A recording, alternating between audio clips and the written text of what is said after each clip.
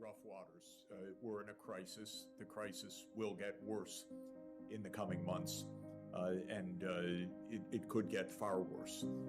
We're experiencing stagflation, meaning that there are rising prices at the same time that output is falling in many parts of the world. Europe is already in a downturn. The United States is entering a downturn. China is in some kind of economic downturn. So this is a global economic crisis. And so I regard the overall economic situation as bad as I've seen in decades, worse than in 2008. We're likely to experience some very significant shocks in the months ahead. Of course, the most crucial question is what happens to geopolitics? Does war spread? Does it intensify?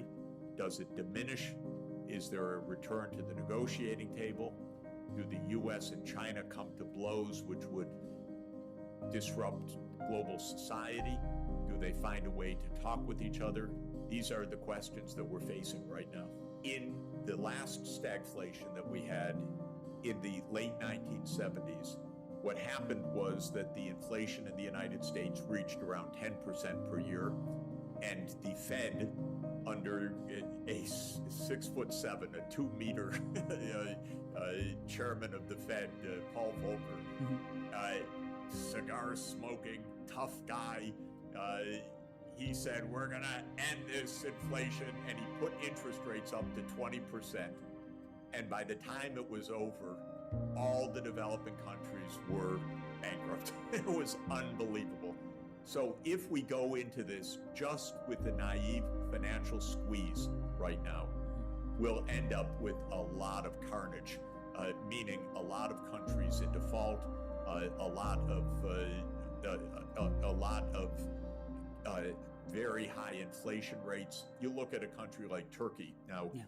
They have not managed their economy properly for years, but the inflation rate is reaching 100% per year right now. Argentina, the inflation rate is reaching 100%. There will be other countries experiencing this kind of runaway inflation. Maybe Ukraine is going to have a hyperinflation by the end of this crisis. Of course, we don't know. So central banks and their wisdom or lack of wisdom will determine a lot. In 2008, the Fed and the US Treasury stupidly drove Lehman Brothers into a bankruptcy one weekend in September 2008, and it cost the whole world trillions of dollars, that technical mistake that they made. And so when you're in a crisis, the first thing to say is, these institutions are not so reliable, they're not so smart, they're not so foolproof that they necessarily avoid real damage. I'm basically saying don't print money. I've never believed in that because you just get high inflation, but rather let's get a financial solution that doesn't condemn the country to default or to bankruptcy or to extreme austerity. That's actually always been my policy recommendation since I started this approach in Bolivia in 1985. Currently, the 30-year bond rate of the US Treasury is about 3.2%, still quite low. The 30-year bond rate for German debt is still around 1%, actually. The 30-year bond rate for Ghana or for an emerging economy, if they can get a 30-year loan, is 10%.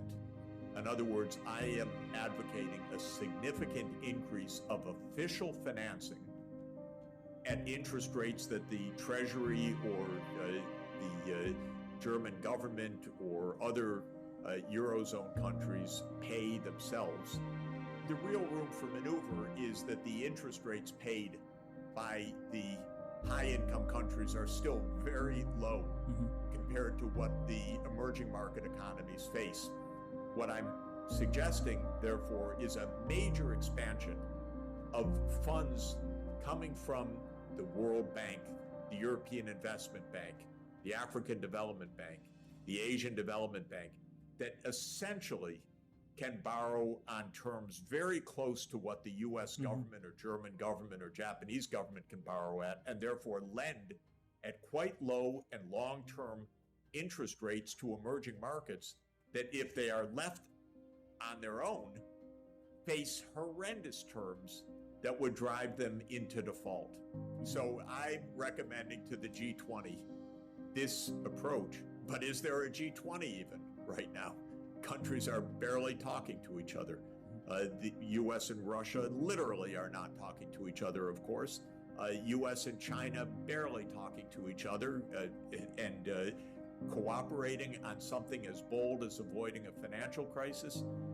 Somehow it's not going well. And for me, all through my career, even when I didn't understand it properly at the time, it has been determined by geopolitics. Will something work or won't it work? Because you need cooperation. If the cooperative environment is there, a lot can get done. If there is no cooperation, the chance for a contagion is very, very real. This, I think, is what we face right now. Well, I think Europe is in an extremely difficult situation, not mainly because of the ECB, but mainly because of the war in Ukraine and the vulnerability on energy, obviously. Europe's already in a downturn. It could get quite severe in the coming months. My position on this is not popular in Europe among the politicians, but as I've emphasized, my position is that there is a negotiated way out of this. I don't believe the NATO line that, well, we're just going to fight till we defeat Putin. If that is the approach, I don't think it's going to succeed on the battlefield. And I also think that the consequences economically will become quite unmanageable. The crisis will be very serious in my view. Now, maybe I'm too pessimistic, but I believe that the energy crisis and all of the uncertainties around it and all of the other ramifications, and you compound that with the growing break with China as well, I think will lead to a very significant crisis in Europe. And since we see the politics are already quite unstable in a number of countries, so I don't see the pieces working very well right now. I believe, as I've been emphasizing, that global cooperation is necessary, is vital, and is feasible.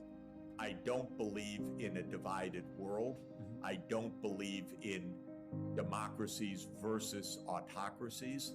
I don't believe in cold wars or hot wars. I believe that our environmental and social crises are so severe that we need cooperation right now above all of the differences that we might suppose to divide the world. War, it's the biggest distraction. It sucks up all the energy. It destroys so much faster than we can possibly build. It undermines every opportunity for trust and partnership. These days, I spend a tremendous amount of time trying to see, is there some way to overcome this two-front crisis that we face with Russia and China against the U.S. And its alliance. And I always appeal for Europe to be smarter in its diplomacy, because Europe has the values of sustainable development, yet it's caught in war.